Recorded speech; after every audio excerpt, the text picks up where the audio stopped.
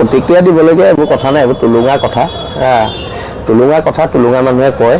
আৰু এটা কথা স্পষ্ট, অসমৰ জাতীয় জীৱনৰ প্ৰতি আমি দায়বদ্ধ, আৰু জাতীয় জীৱনৰ কাৰণে আমি যিখিনি কৰি যামতো কৰি যাম। মই এদিন আপোনাৰ মাৰ্ক্সবাদ, আকৌ পিছদিনা জাতীয়তাবাদ, আমাকতো আপোনালোকে এনেকুৱা ৰূপত দেখা নাই।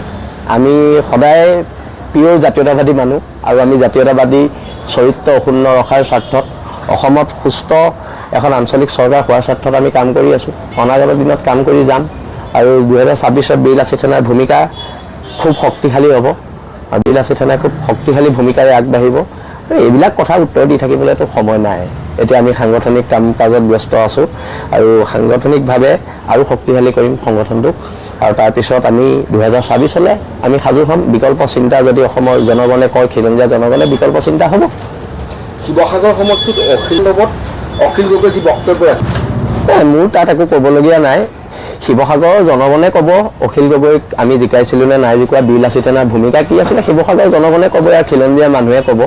আৰু অনাগত দিনত মই এতিয়াও কৈছোঁ যে এখন ঐক্যবদ্ধ সংগ্ৰামৰ প্ৰয়োজনীয়তা আছে। কিন্তু এই ধৰণৰ কথা বতৰাই যদি মোৰ সৈনিকৰ মনত দুখ দিয়ে, তেতিয়াহ'লে কিন্তু মই সৈনিকৰ স্বাভিমানক আঘাত দি কোনো ধৰণৰ মিত্ৰতাৰ কথা আমি নেপাতিম। কিছু সময়ৰ পূৰ্বে ইগত লাগিছে, আমাৰ ল'ৰাৰ আৱেগ অনুভূতিত আঘাত কৰিছে কথাখিনি।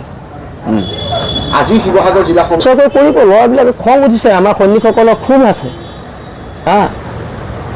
অখিল গগৈ যি ধৰণৰ টুলুঙা কথা কৈছে, ড্ৰাগছ খায়, ভাং খায়, তেওঁ তেন্তে জানে শিৱসাগৰত ড্ৰাগছ ক'ত বিকে, ভাং ক'ত বিকে, তেওঁ জানে। সৌ সিদিনা আমাৰ ল'ৰাই, আমি এইবোৰ কথা কোৱা নাছিলোঁ, আজি কৈছোঁ, সৌ সিদিনা আমাৰ ল'ৰাই ড্ৰাগছ এডিক্ট ল'ৰা কেইটামান ধৰিছে, তাৰে এজন ৰাইজৰ দলৰ মুখপাত্ৰ পিতেক, আমি কোৱা নাছিলোঁ, আজি কৈছোঁ। এতিয়া আপুনি এইটো ক'ব বিচাৰিব নেকি যে যিমান দিনৰ সেই ল'ৰাটো খিলঞ্জীয়া ল'ৰা, আমাৰ ল'ৰা, সি বেয়া হোৱাটো আমি নিবিচাৰোঁ। আমি সেইকাৰণে এইবোৰ কথা কোৱা নাছিলোঁ সংবাদ মাধ্যমৰ আগত।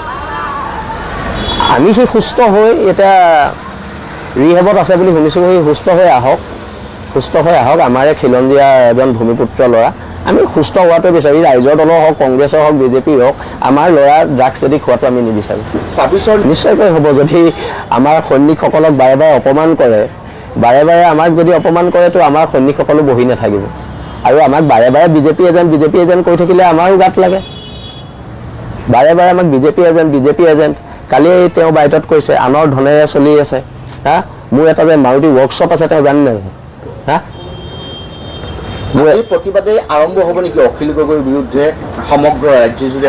নিশ্চয়কৈ আমাৰ ল'ৰাখিনি ক্ষোভিত হৈ আছে, আমাৰ সৈনিকসকল ক্ষোভিত হৈ আছে। আৰু কিছুমান কথা, আমি সংগঠনটো এটা পৰিয়াল হিচাপে আছোঁ।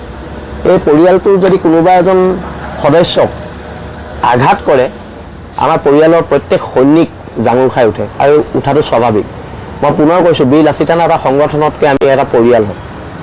আৰু এই পৰিয়ালটোৰ মাজত বিভেদ আনিবলৈ বহুতে চেষ্টা কৰিছে, কিন্তু আজিলৈকে পৰা নাই।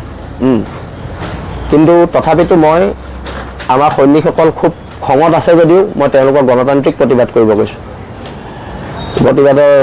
কৰিব কৈছোঁ। কোনো সৈনিক যাতে উগ্ৰ নহয়, তাৰ বাবে মই সকলোকে অনুৰোধ কৰিছোঁ। ল'ৰাবোৰ যিহেতু উগ্ৰ হৈ আছে, মই যাতে কোনো সৈনিক উগ্ৰ নহয়, মই তাৰ বাবে অনুৰোধ জনাইছোঁ।